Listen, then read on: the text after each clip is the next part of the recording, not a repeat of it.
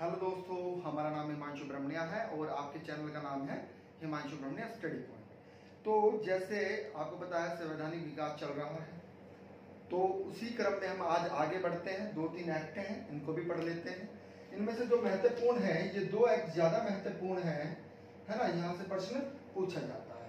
यानी कि भारत परिषद अधिनियम 1919 महत्वपूर्ण है। 1892 का भारत परिषद अधिनियम है ना, ये चीज अलग है, ठीक है ना। दोनों के दोनों ये ज्यादा इंपॉर्टेंट है। चलेगा, स्टार्ट करते हैं, आइएगा समझिएगा। 1876 में, कब? 1876 का शाही उपाधि अधिनियम है ना।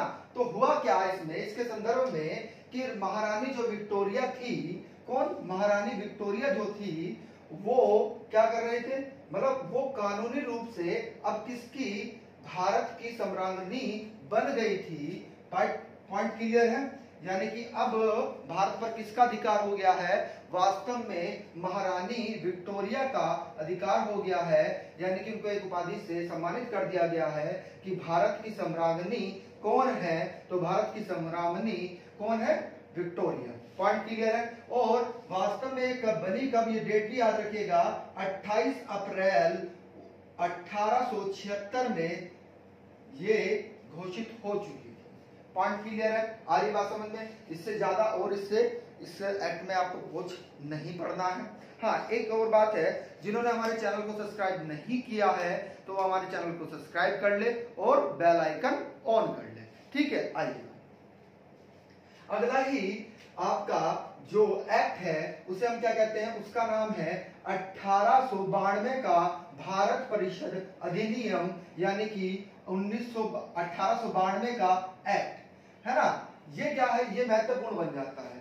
पूछा जाता है कि भारत में पहली बार अप्रत्यक्ष निर्वाचन पद्धति को कब अपनाया गया?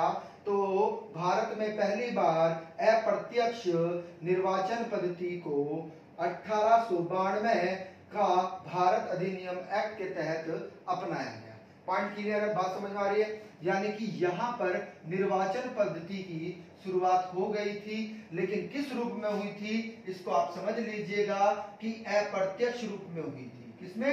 अप्रत्यक्ष रूप में। क्लियर है कौन? अब देखिएगा, अप्रत्यक्ष होता क्या है इसको समझिएगा। एक होता है प्रत्यक्ष, एक होता है अप्रत्यक्ष। प्रत्यक्ष की बात करें और अप्रत्यक्ष की बात करें तो दोनों निर्वाचनों में क्या होता है? अंतर होता है। क्या होता है? अंतर होता है। यानी कि आप समझिएगा बिल्कुल ध्यान से, आप अपने क्षेत्र में एमपी का चुनाव होता है, आपके क्षेत्र में मेंबर ऑफ पार्लियामेंट का चुनाव होता है, तो आप क्या कर रहे हैं? यहां पर प्रत्यक्ष चुनाव कर रहे हैं। क्या कर रहे हैं? प्रत्यक्ष चुनाव कर रहे हैं। पॉइंट क्लियर है? आप अपने क्षेत्र में विधायक अर्थात एमएलए का निर्वाचन कर रहे हैं, तो यह भी आप क्या कर रहे हैं? प्रत्यक्ष रूप से कर रहे हैं। आप ग्राम प्रधान का चुनाव करते हैं, ग्राम प्रधान, ठीक है, ग्राम प्रधान का चुनाव करते हैं, तो वह भी क्या है? प्रत्यक्ष है। अर्थात जिसमें जो प्रतिनिधित्व के संदर्भ में आप अपना वोट सीधा डाल रहे हैं, तो वह क्या होता है? वह प्रत्यक्ष निर्वाचन होता है। क्या होता है? प्रत्यक्ष निर्वाचन होता है। अब अप्रत्यक्ष निर्वाचन की बात समझिएगा बिल्कुल ध्यान से। यानी कि जब आप प्रधानमंत्री अर्थात पीएम का चुनाव कर रहे हैं, तो आप अप्रत्यक्ष रूप से चुनाव कर रहे हैं। क्यों? कारण क्या होता है कि जो मेंबर ऑफ पार्लियामेंट होते हैं, अर्थात जो सांसद होते हैं, वे क्या करते हैं? वे वास्तव में पीएम का चुनाव करते हैं। क्या करते हैं? पीएम का चुनाव करते हैं। यानी कि जो भी क्षेत्र दल जीता है, वह क्या करता है? वह एक अपना नेता चुनता है, और वही नेता क्या कहलाता है? वही नेता पीएम कहलाता है। क्या कहलाता है? पीएम कहलाता है। पॉइंट क्लियर है? बात समझ में आ रही है? यानी कि आपने संसद का चुनाव किया, सांसद बन गए, सांसदों ने किसका चुनाव किया? आपकी वोटों की वजह से ही तो वह सांसद बने हैं। किसकी? आपकी वोटों की वजह से ही तो वह सांसद बने हैं। और वही सांसद किसका चुनाव कर रहे हैं? वही सांसद प्रधानमंत्री का चुनाव कर रहे हैं, यानी कि प्रधानमंत्रियों को बना रहे हैं। ऐसे ही अगर हम बात करें कि राष्ट्रपति का चुनाव कैसे होता है, तो राष्ट्रपति का चुनाव भी अप्रत्यक्ष रूप में ही होता है, क्योंकि यहाँ पर जब आपके जो विधायक हैं, ठीक है, और जो आपके एमपी हैं, वो क्या करते हैं, वोट डालते हैं, ठीक है, आ रही है बात समझ में। तो वह भी क्या कर रहे हैं, अप्रत्यक्ष चुनाव हो रहा है। राष्ट्रपति का भी कैसा होता है, अप्रत्यक्ष, और पीएम का भी कैसा होता है, अप्रत्यक्ष होता है, ठीक है। सांसद का चुनाव जो होता है वह प्रत्यक्ष होता है, विधायक का जो चुनाव होता है प्रत्यक्ष होता है, चेयरमैन यानी कि आपके शहर के चेयरमैन होते हैं, मेयर होते हैं, तो उनका चुनाव आप प्रत्यक्ष रूप से करते हैं। कैसे करते हैं, प्रत्यक्ष रूप में करते हैं, प्रत्यक्ष वोट डालकर उनके नाम से आप उनको जिताते हैं। तो अप्रत्यक्ष और प्रत्यक्ष में अंतर आप समझ गए होंगे पूर्ण रूप से। आइएगा आगे चलते हैं, देखिएगा। तो अप्रत्यक्ष चुनाव प्रणाली की शुरुआत कब होती है, अप्रत्यक्ष चुनाव प्रणाली की शुरुआत 1892 भारत परिषद अधिनियम के तहत होती है ना। निर्वाचन पद्धति की शुरुआत कब होती है, तो निर्वाचन पद्धति की शुरुआत भी 1892 का भारत परिषद अधिनियम के तहत होती है। पॉइंट क्लियर है यहाँ तक, चलिएगा आगे चलते हैं। अगला फैक्ट है, ये बहुत इंपॉर्टेंट, जो इंपॉर्टेंट फैक्ट है हम लिख देते हैं व्हाइट बोर्ड पे, और जो ज्यादा ही इंपॉर्टेंट होते हैं तो उस पे लिख के डिस्क्राइब करते हैं, है ना। तो आप पेंसिल और कॉपी उठाकर नोट्स तैयार करते रहिएगा, बनाते रहिएगा, ठीक है। आ रही है बात समझ में, आइएगा। अब एक चीज समझिएगा कि बजट व राजस्व पर पहली बार बहस करने का अधिकार किनको, it is the most important fact, भारतीयों को। किनको, भारतीयों को पहली बार किस पर, बजट पर और राजस्व पर बहस करने का अधिकार इसी एक्ट के तहत से प्राप्त होता है। लेकिन सिर्फ वह बहस कर सकते हैं, वह कोई मतदान का नहीं कर सकते, अर्थात मतदान का अधिकार अभी भी उनको नहीं दिया गया। मतदान का अधिकार भी उनके पास में अभी नहीं था, सिर्फ और सिर्फ क्या कर सकते थे, वह बहस कर सकते थे। पॉइंट क्लियर है, आ रही है बात समझ में। यानी कि ये प्रश्न घुमाकर ऐसे पूछा जाएगा कि जो आपकी केंद्रीय विधानसभा थी, अर्थात विधान परिषद थी, विधान परिषद के सदस्य जो थे, है ना, कितने सदस्य भाई, 8 सदस्य कहां से आ रहे थे, 7 सदस्य कहां से आ रहे थे। जिसने पिछला वाला वीडियो नहीं देखा है, प्लीज पिछले वाले वीडियो में जाकर देखिएगा, पूरा हमने समझाया है कि विधान परिषद के जो सदस्य थे, केंद्रीय विधान परिषद के जो सदस्य थे, वह कैसे कैसे बने, 15 सदस्य थे। क्लियर पॉइंट, आ रही है बात समझ में, तो पीछे जाके आप देख सकते हैं वीडियो को, ठीक है। तो केंद्रीय विधान परिषद जो है, उसके जो सदस्य थे वह क्या कर सकते थे, वह बहस पर, कौन, भारतीय, कितनी संख्या थी, ऑप्शन दे रहे हैं 8 या 7, क्योंकि 15 ही थे, कितने थे टोटल, 15 थे। तो 15 में से आपको बताना है कि कौन, कितने भारतीय कितने थे और ब्रिटिश कितने थे। Clear point. तो भारतीय जो सदस्य थे उनको बहस व राजस्व, बजट व राजस्व पर इसका बहस का अधिकार उनको मिल गया था। पॉइंट क्लियर है, बात समझ में आ रही है। पिछला वीडियो जाकर जरूर देखिएगा भैया, ठीक है ना। चलेगा आगे चलते हैं, देखिएगा। अब इसी से संबंधित एक और प्रश्न बनता है जो वर्तमान में भी पूछा जाता है, कि होता क्या है, जो विधानसभा, बिल्कुल ध्यान से समझिएगा, ठीक है, क्या, जो विधानसभा, लिख देते हैं, विधानसभा सदस्यों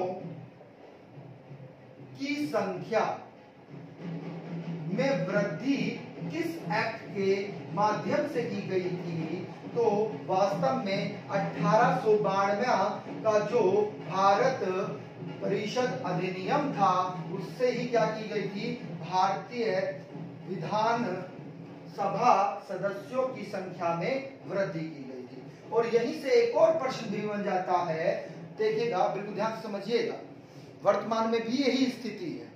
यदि कोई सदस्य 60 दिन तक, कितने दिन तक, 60 दिन तक अनुपस्थित रहता है, क्या करता है, अनुपस्थित रहता है, रहने पर क्या हो जाएगी, उसकी सदस्यता समाप्त कर दी जाएगी, उसकी सदस्यता क्या कर दी जाएगी, समाप्त कर दी जाएगी। वर्तमान में भी यही है, अगर कोई कंटिन्यू लगातार 60 दिन तक सभा में नहीं पहुंचता है, परिषद में नहीं पहुंचता है, तो क्या कर दिया जाता है, उसकी सदस्यता समाप्त कर दी जाती है। क्लियर है पॉइंट? आ रही है बात समझ में? ये आज भी लागू है। ठीक है, चलिए आगे चलते हैं। इससे ही रिलेटेड एक और प्रश्न बनता है, बिल्कुल ध्यान से समझिएगा।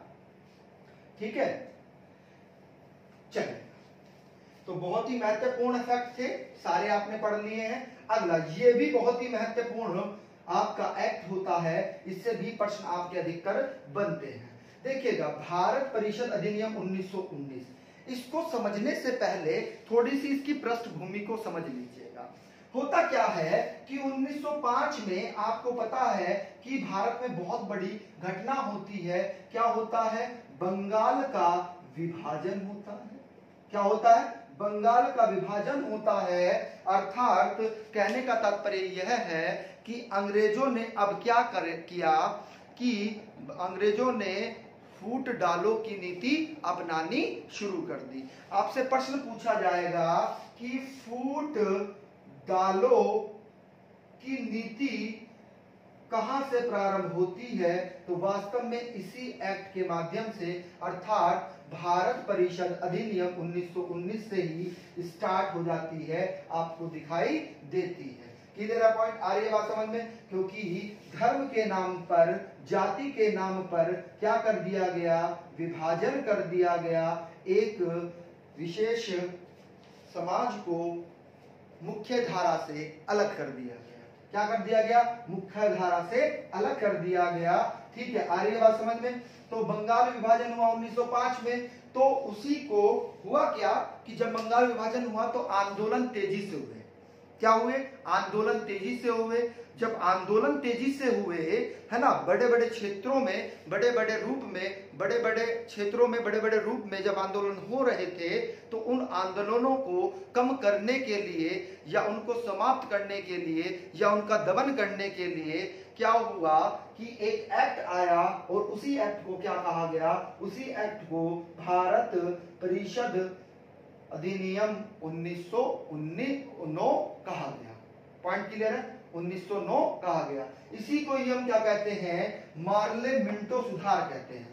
यानी कि इन्होंने क्या कहा, बिल्कुल ध्यान से समझिएगा। मार्ले कौन थे और मिंटो कौन थे, इसको भी समझ लीजिएगा। मार्ले और मिंटो की अगर हम बात करें तो ये कौन थे, इसको एक बार आप समझ लीजिएगा। मार्ले उस समय भारत सचिव थे, यानी कि एक पद जो है सृजित किया गया था, आपको पता ही है, भारत सचिव का, और एक इसकी परिषद भी होती थी। क्लियर है पॉइंट? मिंटो कौन थे? मिंटो वास्तव में वायसराय थे। कौन थे? भारत के वायसराय थे। तो इन दोनों ने क्या किया? एक एक्ट पारित किया, जिस एक्ट का नाम क्या था? भारत परिषद अधिनियम 1909। पॉइंट क्लियर है? आर्य बात समझ में?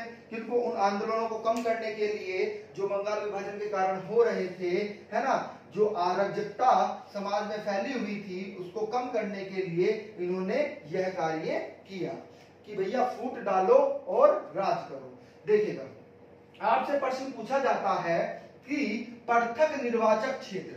देखिएगा, दो चीज होती है। एक होता है पृथक निर्वाचक मंडल होता है, इसके बारे में हम बाद में बात करेंगे। अब एक शब्दावली जो आई है इसी से संबंधित है, पृथक निर्वाचक क्षेत्र। चलिए दोनों पर ही कर लेते हैं, समझिएगा। पृथक निर्वाचक क्षेत्र क्या होगा और पृथक निर्वाचक मंडल क्या होगा? यानी कि इस एक्ट के माध्यम से, 1919 एक्ट के माध्यम से इन्होंने क्या किया कि इन्होंने जो मुस्लिम वर्ग के लोग थे उसको क्या कहा कि सिर्फ और सिर्फ इनका क्षेत्र अलग होगा, यानी कि इनका क्षेत्र अलग होगा और सिर्फ इसी वर्ग के लोग ही क्या कर सकते हैं? मतदान कर सकते हैं उस क्षेत्र में। पॉइंट क्लियर है? बात समझ में आई? यानी कि उसी क्षेत्र में, अर्थात मुस्लिम क्षेत्र में सिर्फ मुस्लिम ही चुनाव कर सकते हैं। ठीक है, आ रही है बात समझ में? क्या कर सकते हैं, मुस्लिम ही प्रतिनिधित्व कर सकते हैं किसी भी सदस्य के रूप में। और जो मतदान करेगा, मतदान भी कौन करता है, मतदान भी वह विशेष वर्ग अर्थात मुसलमान ही करता है। आ रही है बात समझ में? आगे हरिजन भी आता है पृथक निर्वाचक मंडल में, ठीक है, वहां पर उस पर भी हम चर्चा करेंगे इस चीज पर, ठीक है। आ रही है बात समझ में कि उन्हें भी क्या हो गया था, पृथक निर्वाचक मंडल का अनुमति मिल गई थी, ब्रिटिश क्राउन ने उसको अनुमति दे दी थी। आज अलग से एक देश किसका होता, जो SC ST वर्ग के लोग हैं उनका भी देश अलग होता, लेकिन महात्मा गांधी और अंबेडकर जी की भावनाओं से क्या हुआ, देश की अखंडता बनी रही, है ना, देश एक सूत्र में बंधा रहा। क्लियर पॉइंट, पृथक होने से रुक गया, है ना। आइएगा समझिएगा, एक बहुत बड़ा वर्ग अलग हो जाता है ना, बात को समझिएगा। तो पृथक निर्वाचक क्षेत्र यानी कि वह क्षेत्र जिसमें विशेष वर्ग के लोग रहें, वही क्या होता है, पृथक निर्वाचक क्षेत्र होता है। पृथक निर्वाचक मंडल क्या होता है, उसका एक मंडल बना दिया गया है, उसे ही क्या कहा जाता है, मंडल कहा जाता है। और चर्चा हम इसकी आगे करेंगे मंडल के बारे में, ठीक है। आइए, तो पृथक निर्वाचक क्षेत्र की क्या कर दी गई थी भैया, यहाँ पर पृथक निर्वाचक क्षेत्र की घोषणा कर दी गई थी, प्रावधान कर दिया गया था। और यही कारण है, इसी कारण हम क्या कहते हैं, इन्होंने क्या कहा, बांटो और राज करो। बांटो और राज करो की अवधारणा स्पष्ट रूप से इस मार्ले मिंटो सुधार से हमें दिखाई देती है। पॉइंट क्लियर है, आ रही बात समझ में? अब इन्होंने तो क्या नाम दे दिया, मार्ले मिंटो सुधार, लेकिन हो क्या रहा है, हो तो कार्य कुछ और ही रहा है ना, है ना। आइएगा, चलेगा, देखिएगा, अगला पूछा जाता है सांप्रदायिक निर्वाचक का जनक किसको कहा जाता है, तो इसी एक्ट से संबंधित है। किसको कहा जाता है, मिंटो को कहा जाता है। जो मिंटो थे वह कौन थे आपके, वह वायसराय थे, तो इन्हें क्या कहा जाता है, सांप्रदायिक निर्वाचक का जनक कहा जाता है। आपने पढ़ा कि पृथक निर्वाचक क्षेत्र का प्रावधान भी किस एक्ट के माध्यम से किया गया था, मार्ले मिंटो सुधार एक्ट से किया गया। क्लियर पॉइंट, आ रही है बात समझ में? आगे चलेगा। अब इससे संबंधित प्रश्न एक और बनता है, बिल्कुल ध्यान से समझिएगा, कि केंद्रीय जो परिषद थी, प्रश्न को समझिएगा बिल्कुल ध्यान से, केंद्रीय विधान परिषद, केंद्रीय विधान परिषद सदस्यों की संख्या अब कितनी कर दी गई थी, अब 60 कर दी गई थी। कितनी कर दी गई थी, 60 कर दी गई थी। यहीं से प्रश्न सॉरी, यहीं से प्रश्न बनता है, बहुत ही इंपॉर्टेंट प्रश्न है, बिल्कुल ध्यान से समझिएगा, कि पहली बार भारतीय परिषद, भारतीय विधानसभा परिषद कह सकते हैं आप, परिषद व वायसराय परिषद की कार्यकारिणी, है ना, जो कार्यकारिणी थी, ठीक है, कार्यकारिणी, तो इसकी जो कार्यकारिणी थी, इसमें अब किनको स्थान मिलने लगा भाई, यानी कि पहली बार भारतीय परिषद व वायसराय परिषद कार्यकारिणी में भारतीयों को सदस्य के रूप में, किसके रूप में, सदस्य के रूप में शामिल किया जाने लगा। पॉइंट क्लियर है, बहुत बड़ा चीज थी ये भी अपने आप में। और प्रश्न उसी से रिलेटेड हमने ये लिखा है, पूछा भी जाता है कि वायसराय की कार्यकारिणी का प्रथम सदस्य कौन था, तो सत्येंद्रनाथ सिन्हा थे। कौन थे, सत्येंद्रनाथ सिन्हा थे। दो व्यक्ति और हैं, उनका भी नाम लिख लीजिएगा। एक आपके के.जी. गुप्ता थे, ये भी प्रश्न पूछा जाता है, इनका नाम भी पूछा जाता है, पूछा गया है। एक आपके मुस्लिम समाज के थे सैयद हुसैन बिलवर्ड, सैयद हुसैन बिलवर्ड। तो अगर आपको लेक्चर अच्छा लगा हो तो इसे लाइक करिएगा और जो भाई नए व्यूवर्स हैं जिन्होंने हमारे चैनल को सब्सक्राइब नहीं किया है वो हमारे चैनल को सब्सक्राइब कर ले और बेल आइकन ऑन कर ले, ठीक है। और शेयर करना मत भूलिएगा, कमेंट कर दिया करो भैया, हम बोलते हैं आपको, ठीक है। तो संवैधानिक विकास चल रहा है, 2 और रह गए हैं, 1919 रह गया है, 1935 रह गया है ना। एक एक को एक एक वीडियो में देखेंगे क्योंकि दोनों ही बहुत ही महत्वपूर्ण है। 1919 का भी एक ही लेक्चर रहेगा आपका और 1935 का भी एक ही लेक्चर रहेगा आपका, ठीक है। और उसके बाद में संवैधानिक विकास आपका समाप्त हो जाएगा, ठीक है। उसके बाद में हम बात करेंगे प्रेम्बल पर आएंगे, या उससे पहले हम सोच रहे हैं कि वायसराय के बारे में बात कर ली जाए, लेकिन जब हिस्ट्री पढ़ाएंगे तो वहां भी होगी, तो उसे यहाँ पर हम नहीं पढ़ाएंगे, ठीक है। उससे अच्छा यही है कि आपको क्या कर दिया जाए, प्रेम्बल यानी एक प्रस्तावना से स्टार्ट करा दिया जाए, ठीक है, क्योंकि हिस्ट्री में भी हम आपको वायसराय पढ़ाएंगे, ठीक है, ठीक है, चलेगा, ओके।